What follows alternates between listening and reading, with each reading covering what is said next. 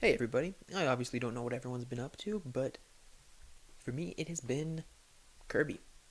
The Kirby game has recently come out as of filming this video, and I had to talk about it a little bit. So I bought it because my youngest sister and I are living completely different lives, right? Like I'm working and shooting videos where I'm talking to myself, and she's in school and college right now, and she's busy with her own stuff. But Kirby has always been something that we played before I even went to college or before I was in high school. We played Kirby together. So when a new game was coming out, I wasn't I wasn't sure if either of us would like it, but it was worth the money just because I knew we'd play it together again either way. And then I bought it, and it was amazing. Everything that I liked about Kirby in the past is back and reignited. I now regret ever taking a break from playing Kirby, other than the mech one. But that's me. That's where I'm coming from. But this Kirby has honestly just been one of the best gaming experiences I've had since the last really good gaming experience that I had.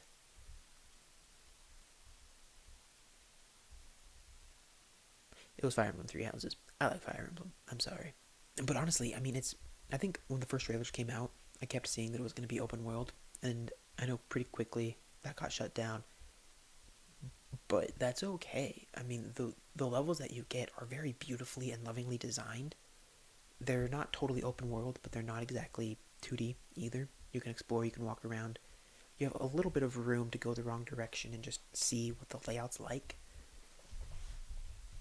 Not every single time, it's not the biggest thing, but you can explore the maps. But it's not even really about that. It's just that the maps are very beautifully designed. It's like an old school platformer with 3D and beautiful graphics.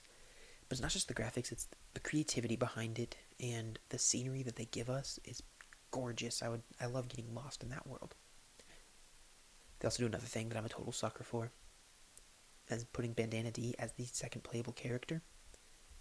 I mean, I like the NPC version of him. I like his character and design, but also he's just a fun character. I let my sister play as Kirby because she loves Kirby the character and because it's more diverse and unique than most other video games, playing as the guy that can copy abilities. But I never got bored playing as Bandana D. He's been loads of fun. So for the second player, yes, you don't get copy abilities, but Bandana D has a lot of skills at his disposal, and the things you can do with that spear are very creative. You can fly with it, charge down.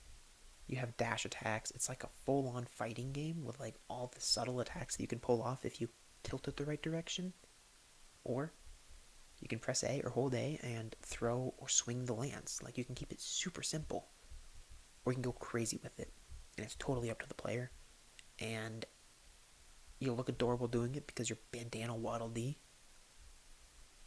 I think there's no better sidekick they could have given. At first, I was kind of disappointed that it wasn't Kirby, just a yellow Kirby or something.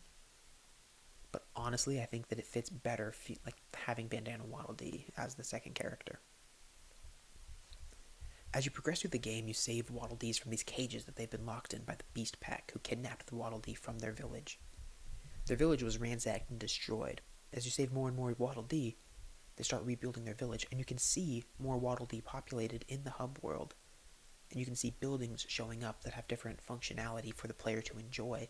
For example, the first one you unlock is the cinema, and they directly address that the reason they made cinema the first thing to come up is because without the movies, or without some sort of entertainment, life would be boring. Yeah, you'd be back from the Beast Pack, but you'd be in prison anyway because there'd be nothing to do. And I love that. I'm an actor myself, so I'm very biased, and I'm very happy when somebody calls out the importance of that. But it's pretty beautiful watching the town grow and recover. You can get enough Waddle Dee to do pretty much anything just by playing the game, going to a few areas, exploring a little bit. And there's some challenging ones, like beat the boss without taking any damage. Yeah, it's not easy, but it's doable, and that's only if you want to 100% it. If you are just enjoying your time and you're just relaxing, you don't need to 100% the game, then that's totally fine, right? You just don't. And one amazing feature that this game included is the ability to evolve Kirby's copy abilities.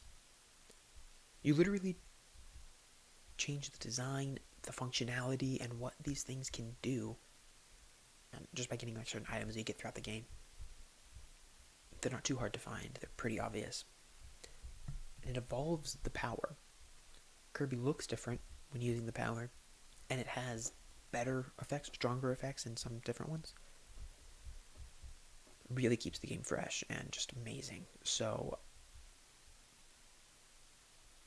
this is a perfect evolution of a Kirby game. I mean, everything that we were playing back when it was on the N64, this is definitely a great thing for it to end up leading to. I haven't beaten the game, so I don't know what role, if any, characters like Meta Knight, Dyna Knight, or King Dedede play in the game, but I'm not concerned. I'm not playing this game just mad that Meta Knight's not here or anything. These new characters that they're introducing or the new enemies that we're seeing are compelling. They're a lot of fun. I really look forward to seeing what they do with Kirby in the future. I'm happy that Bandana Waddle Dee has become a staple to the franchise, and I hope he gets representation in the future because the Waddle Dee are amazing creatures, and I think they're doing great. The one thing I'm shaky on, now, there's also the Mouthful feature, which is very clearly this game's gimmick. Like, Mouthful Kirby, I don't think is coming back in future Kirby games. There's nothing wrong with that. I mean, Nintendo thrives on having weird gimmicks in random games, like Flood from Mario Sunshine and Paint. Everyone loved it, but Nintendo never went back and did it again. That's kind of what Mouthful Kirby is. It's, of course, silly, but it's also, it's fun. It's a great way to transport. It's a great way to make things unique. But as you're playing it, it does very much feel like that is this game's thing. That's what's going to set this game apart from the future Kirby games that may have a similar hub world, similar sidekick, similar ability of evolution. But Mouthful is what's going to keep this game a separate and unique thing that is worth going back to if you like it. And there are a lot of things that Mouthful Mode does, so it doesn't have to get stale because it's very unique. Because they can all be unique. And I definitely have to say that Kirby and the Forgotten Land, I'm going to say Kirby and the Forgotten Land a few times now because I didn't at the beginning of the video. This is my theory. This is my feelings. These are my feelings on Kirby and the Forgotten Land, and I've been loving it this whole time. It's beautiful to see Kirby in a land that is somewhat familiar. Basically just looks like New York sometimes. And it's a little scary to see Nintendo constantly showing us like post-apocalyptic Earth-like settings, like in Pikmin. Like they're always showing us this beauty that occurs after humanity destroys itself. And I'm kind of scared that Nintendo is hinting at something. Like maybe they don't like us all that much or something. I don't know. But they're right. I mean, these settings they create of these post-human worlds are absolutely gorgeous.